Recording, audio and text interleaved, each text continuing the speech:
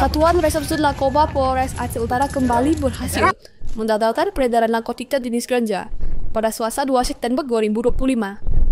Seorang pria berinisial NY, usia 29 tahun, warga Dapur Semirah, Kecamatan Nisam Antara, ditangkap petugas saat berada di SPBU Kota Luk Sukun. Dalam penangkapan ini, polisi menyita 3 paket daun ganja kering seberat 2,7 kg, 1 unit handphone Android merek Oppo, serta 1 unit sepeda motor Honda Supra X 125 yang digunakan pelaku.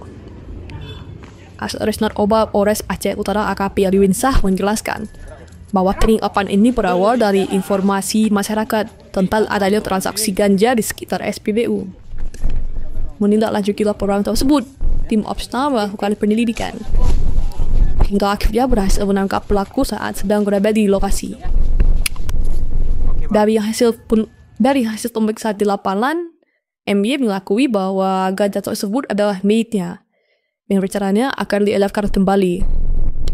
Kini pelaku beserta barang bukti sudah diamankan ke Mapolres Aceh Utara untuk proses penyidikan lebih lanjut.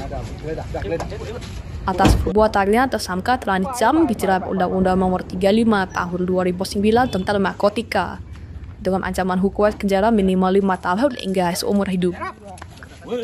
Polres Aceh Utara mengimbau masyarakat untuk terus berproaktif dalam memberikan informasi terkait peredaran narkoba.